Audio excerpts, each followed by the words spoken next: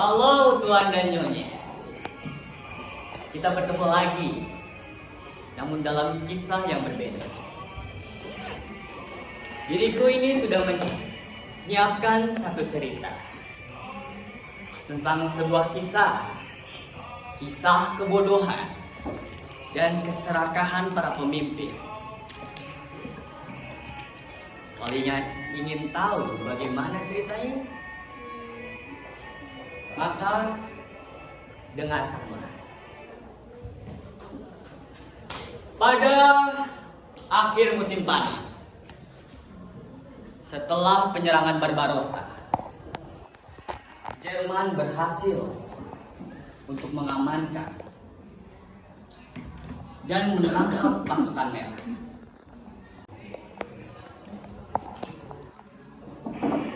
Pihak kita telah kehilangan 5 juta lebih korban jiwa. Namun, si barbar dan tidak berpendidikan itu gagal mendapatkan Moskow dan Leningrad. Kita tak boleh menyerah. Itu yang dikatakan oleh Stalin. Soviet tidak menyerah terhadap kekuasaan Jerman. Dia ingin terus berperang, walaupun di kondisi yang sangat dirugikan. Tapi perang apa ini Kak? Musim? Perangnya di musim apa? Di sisi lain, karena kegagalan penyerangan Barbarossa untuk mendapatkan kota-kota inti seperti Leningrad dan Moskow, Tulis membuat para pemimpin Jerman kembali untuk merundingkan rencananya.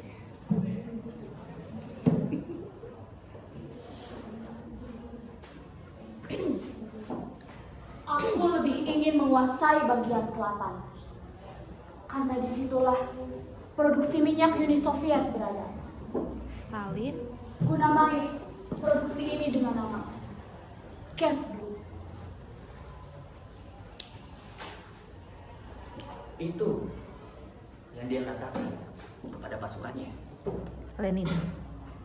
Karena setelah penyerangan Barbarossa, Stalin. Jerman telah banyak menggunakan cadangan minyak. Wow, perang sudah dimulai.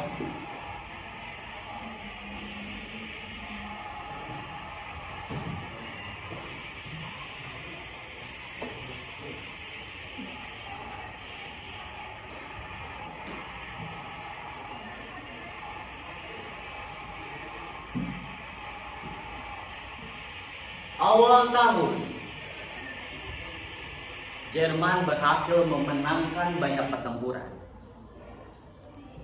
dan memutuskan untuk membagi pasukan menjadi pasukan A dan B.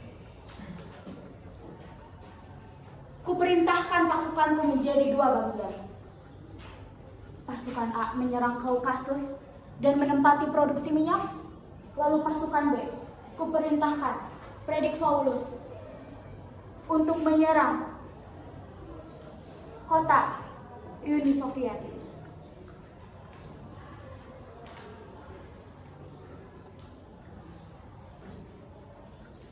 Ya, pada akhirnya Jerman menyerang Stalingrad. Divisi udara diluncurkan. Divisi udara membombardir sisi kota. Dan pasukan darat sudah berhasil untuk melintasi Sungai Volga. Predik Paulus memperkirakan hanya butuh 10 hari untuk merebut kota.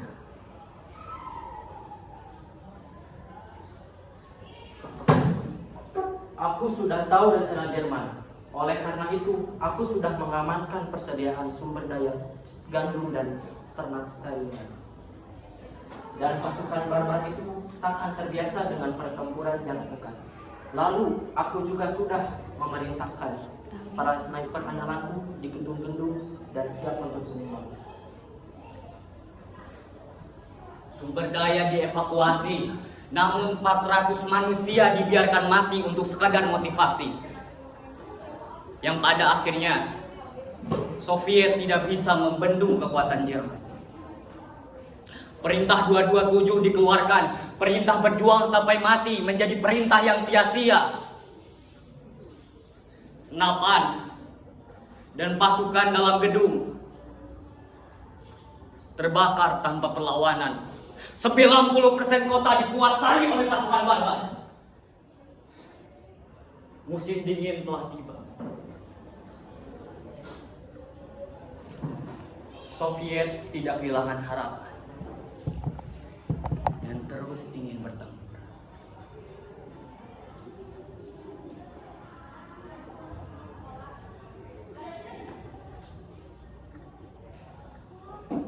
Aku juga memiliki Zhukov dan Vasilevsky yang mempunyai rencana Operation Uranus, yaitu pengampungan Jerman di musim dingin. Zhukov telah memerintahkan untuk menyerang sekutu Jerman di Hungaria Romania yang tidak berpengalaman dan tidak dipersenjatai dengan layak, bahkan dalam bertahan. Ya, karena kebodohan Jerman, Soviet berhasil untuk mengalahkan pasukan kanan kiri yang menjaga pasukan inti Jerman. Di sisi lain, suasana semakin mengeruh karena ditolaknya permintaan mundur Jenderal Paulus ke tempat yang lebih aman. Paulus yang ingin mundur terus dipaksa untuk bertempur, meminta bantuan untuk penyerangan udara dan penyelamatan. Namun Erich Manson gagal dan tidak dapat memenuhi kebutuhan pasukan. Dalam kedinginan, para pasukan menghangatkan diri dengan tidur bertumpuk-tumpukan hingga kutu bisa berloncat-loncatan. Mereka memakan kuda tunggangan hanya untuk memuaskan rasa kelaparan. Rasa frustasi Paulus yang ingin menyerah tidak bisa diwujudkan karena seorang Adolf Hitler mempromosikan dirinya sendiri menjadi Field Marshal, yang membuat Paulus tidak bisa menyerah karena faktor sebuah sejarah. Kelaparan, penderitaan terus datang kepada pasukan Paulus, membuat Paulus mengambil keputusan yang sangat penting, keputusan untuk menyerah kepada lawan.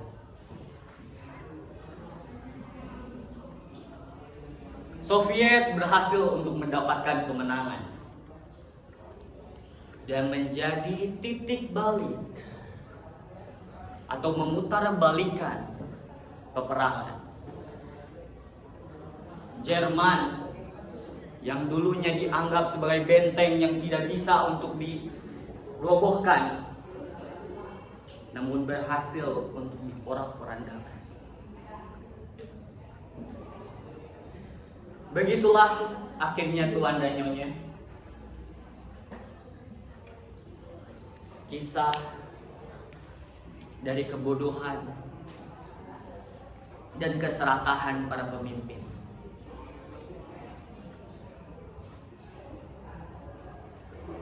Yang mengorbankan jutaan jiwa dengan dalih nasionalis. Hal yang kita bisa ambil dari cerita ini adalah di dalam peperangan tidak ada yang diuntungkan ataupun dirugikan, karena semua pihak